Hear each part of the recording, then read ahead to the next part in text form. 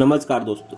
तो कैसे आप लोग। राजस्थान सीकर से एक ऐसा केस आया सामने जिसमें दिल दिलाने वाली खबर आई है। एक महिला का जो पति है जो उसकी वाइफ को और उसकी बच्ची को जिंदा जला देता है। जी हाँ, तो उसकी माँ से हमने बात की। उसकी माँ ने बोला कि 4 बीघा खेत की जमीन बेचकर उसकी बेटी की शादी की और उसके लड़के के पिता नहीं थे।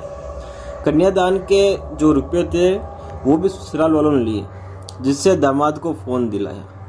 बेटी का मोबाइल भी उसके भाई रिचार्ज कराते थे। उसके ससुराल वाले बोलते थे कि हम इसको खर्चे पानी के पैसे नहीं देंगे। जी हाँ, ससुराल वालों ने कहा था कि अपनी बेटी को लेकर जाओ, दूसरी जगह शादी करवा दो। दामाद भी 5 लाख रुपए की बाइक की डिमांड कर रहा था। मेरी बेटी को परेशान कर उसकी 1 साल की बेटी को जिंदा जला दिया।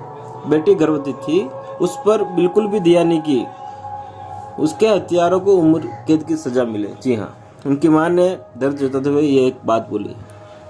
उनकी मां ने बताया कि जिसने आरोप लगाया कि उसकी 24 साल की गर्भवती बेटी रिंकू और 1 साल की दहेती आर्या को ससुराल वालों ने आग लगाकर जिंदा जला दिया। और 2 बेटों में एक मेरी बड़ी बेटी थी जिसको मैंने लाड प्यार से पाला था और उसकी धूमधाम से मैंने शादी कराई थी। लेकिन ये नहीं पता था कि जिसके हाथ में बेटी का हाथ दे रही हूँ वो ही उसकी मौत का जिम्मेदार होगा। माँ ने रोते हुए कहा कि उसकी सास के साथ ऐसा होना चाहिए था कि जिंदगी में उसकी बेटी की शक्ल ना देख पाए, तब उसको पता चलेगा कि बेटे का दर्द क्या होता है। बेटी का ससुराल फतेहपुर सीकर के रामगढ़ थाने इलाके में तिहाई गांव का है। 9 अप्रैल सोमवार को सुबह 9:30 बजे की बात। पीहर वाले ससुराल पहुंचे और जब देखा तो सामने एक जला हुआ शव पड़ा था और उसके पास एक छोटी बच्ची का अजला हुआ शव पड़ा था। वहीं उसकी 1 साल की बेटी अजली पड़ी थी और उसको हॉस्पिटल लेकर जा रहे थे, लेकिन उसने रास्ते में दम छोड़ दिया और उसको डीजल डालकर उसको बेटी को जलाया गया था। जी हाँ, घर में शोक जताने के लिए पड़ोसी और रिश्तेदार आए हुए थे।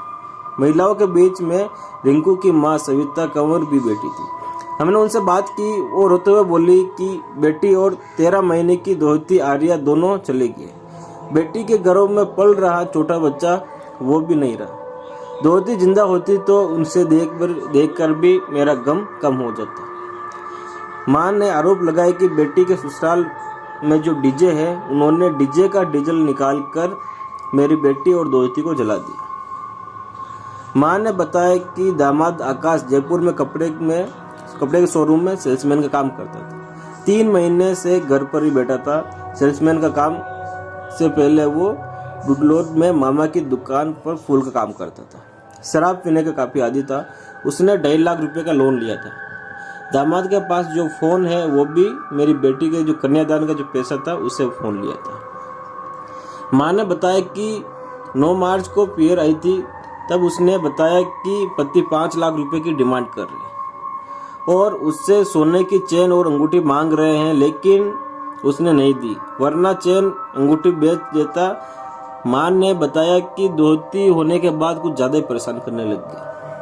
हादसे से 3 दिन पहले 5 अप्रैल को भी बेटी से फोन आया था। बात हुई थी, वो परेशान थी और रो रही थी और पूछा, लेकिन उसने कुछ जवाब नहीं दिया। रोती रही। करीब 10 मिनट तक उसकी सिसकियां चलती रही। फिर उसने फोन काट दिया। बेटी को दोबारा फोन किया तो वह बोली कि मेरे पति और सास ससुर से मैं बहुत दुखी हूँ। इतना बोलकर उसने फोन काट दिया। रात 11 बजे बेटी ने वापस कॉल किया। उसने कहा पति आकाश और सास उर्मिला आ गए, इस कारण फोन काट दिया था, बात नहीं कर पाई। बेटी ने अगले दिन सुबह वापस फोन किया और कहा कि ससुराल वाले कि अब तेरी जरूरत नहीं है, तू यहाँ से चली जा।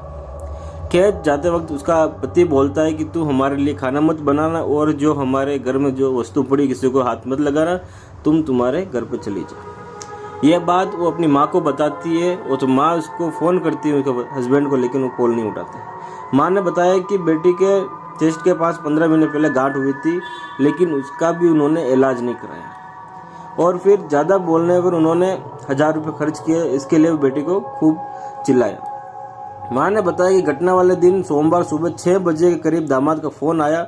उसने अपनी मां से बात कराई और बेटी की सास ने कहा कि तुम्हारी बेटी को ले जाओ और कहीं दूसरी जगह शादी करवा दो, हमें तुम्हारी बेटी की बेटी नहीं चाहिए। पीछे से कांच फूटने, बर्तन फोड़ने जैसी आवाज़ आ रही थी। दामाद अपनी माँ को बोल रहा था कि मैं तो मर जाऊंगा। ऐसे में उसकी माँ बोलती है तू क्यों मरेगा, मरेंगे तेरे दुश्मन। ऐसे करके फ़ोन काट दिया। बेटी का फ़ोन बंद आ रहा था और आसपास में किसी को फ़ोन किया, फ़ोन उठाया नहीं। और फिर हमने किसी को फ़ोन किया तो पता चला कि रिंकू नहीं रही और पास में आवाज़ आ रही थी कि रिंकू की बेटी को चोट लगी है, उसे हॉस्पिटल लेकर जा रहे हैं। ऐसे में उनका जो बड़ा भाई होता वो पहुंच जाता। तो जाकर देखा तो रामडेम में बेटी का जला हुआ शव पड़ा था। उसके पास ही करीब 50 लोग बैठे थे। अंतिम संस्कार की तैयारी चल रही थी।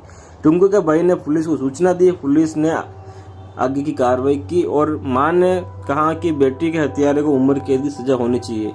उनकी बेटी की शादी में जो खर्चा हुआ है उन्हें वापस मिले।